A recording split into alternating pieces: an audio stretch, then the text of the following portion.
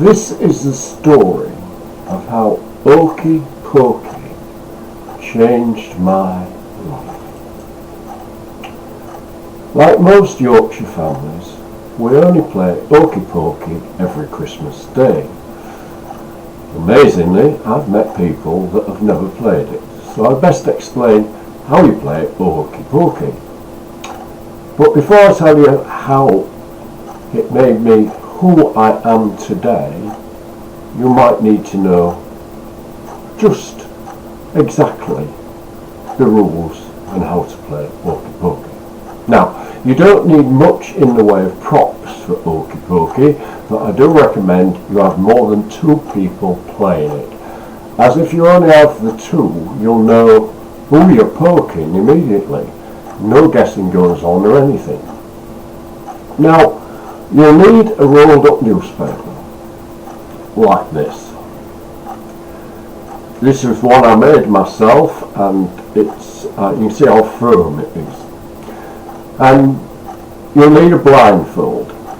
It's easy to make a blindfold out of any spare cloth, as long as it's not see-through, like an old nightie, for example. Don't make it out of that. Now, I bought this blindfold on Amazon. Amazon also recommended to buyers of this blindfold that they might like a black cotton whip and black silk handcuffs, but I don't know what I'd do with them. Jeff Bezos and families living in the Amazon obviously don't play our Robinson's version of Okey Pokey. This all goes to prove why I recommend never buying anything from Amazon by chatting to Alexa. Alexa often gets the wrong end of the stick, and when corrected can be quite shirty, just like a twin sister who does Google Maps and gives you a right telling off when you turn left instead of right. Finally, to play Okey Pokey, you need some people sat down on chairs and stools and bean bags, boxes even, garden seats, deck chairs even, sitting on stuff. Get them in a circle, or at least a semicircle. The more people sat down, the better. That's why Christmas Day is a handy time of year to play Okey Pokey. Now, to start Okey Pokey, 2 of the people sat down, stand up and go to the middle of the room. Now, one of these 2 is it, as in you're it. It is the person that's going to do the first Okey Pokey, and the other person puts the blindfold on it. Once the blindfold is on it, the people on the chairs and stools and whatnot all change places where they're sitting, so it won't know who sat where. Then the other person standing up twizzles it round and round a few times until it is a little bit dizzy. Then the person doing the twizzling of it finds a vacant stool or chair or whatever to sit on and shout, "Off you go," or similar to it. In other words, Okey Pokey can start. It then stumbles around the room until they find another person by touching and poking them in a nice way. By the way, a lot of things can go flying during this exploratory poking and touchy-feely phase of the game, so I recommend clearing the mantelpiece of vases, clocks and cats. Now, once it thinks they've found someone, I say think, because some play tricks on it by putting cushions on the seats so that it thinks they're poking a person when it's not, it's a cushion. Once it knows they've found someone, they give them a good poke. A good poke with the rolled up newspaper and shout to what they think is the face of the person they found, "Okey!" To which the person who is being poked responds in a disguised voice, a disguised voice is used to fool it. Pokey! It then has to guess who they've poked. If they get it right, say it's Auntie Annie, then Auntie Annie, the one being poked, who hadn't disguised the voice well enough, becomes the new it. If it gets it wrong, for example, says Auntie Dolly, then they go back into the centre and get twizzled round again while everyone else changes chairs. And then Okey Pokey starts again with an off you go or similar. Mind you, some people, like my Uncle Bill, had a different technique on the touchy-feely stage and did multiple poking with okies, poking everyone in all directions, so that he'd get lots of pokey responses, and he'd go back to the one he recognised to give them the real poke.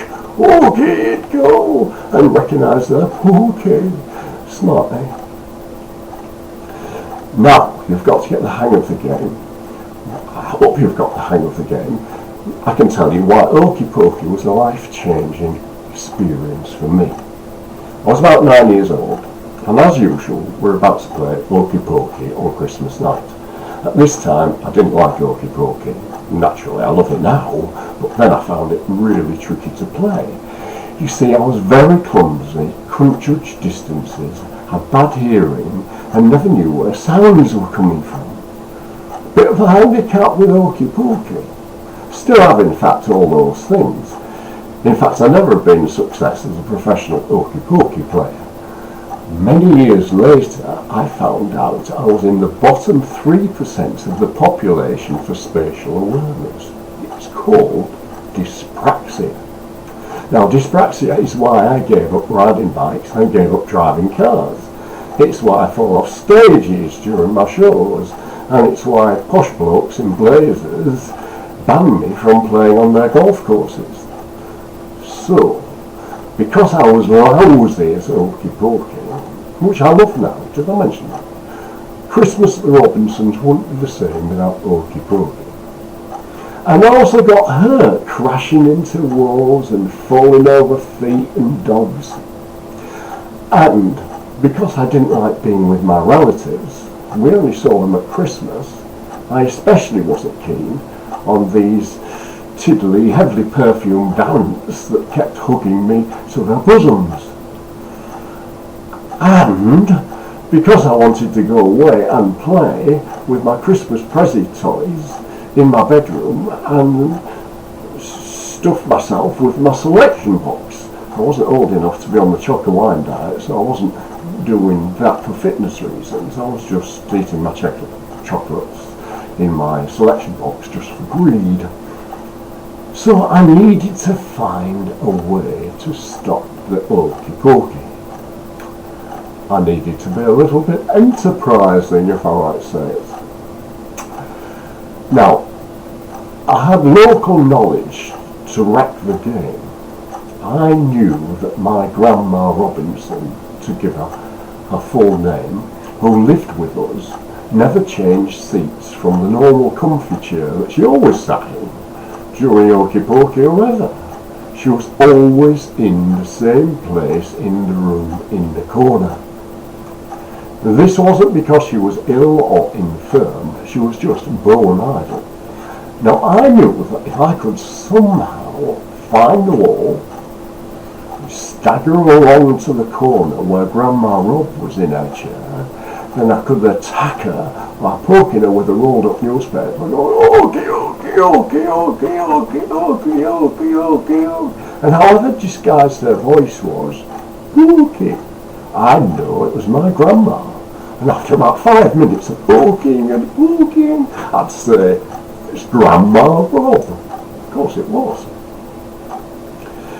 Now, why did this enterprising move by me stop the game? Well, there were 3 reasons.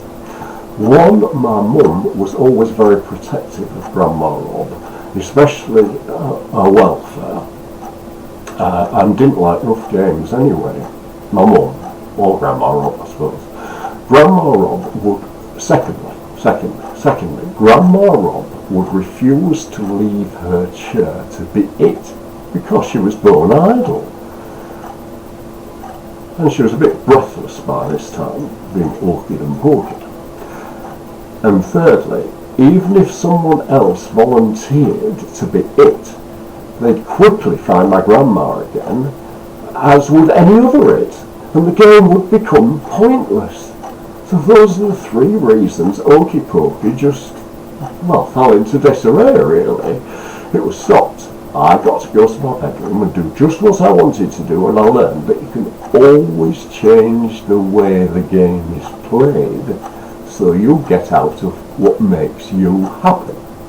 Like government can tell all those thieving big companies that they contract with that they won't get any more contracts unless they pay in 30 days all their bills all the time. I hope you've enjoyed exactly why Okey Pokey is so important to me. And that's really it for now. Thank you very much indeed.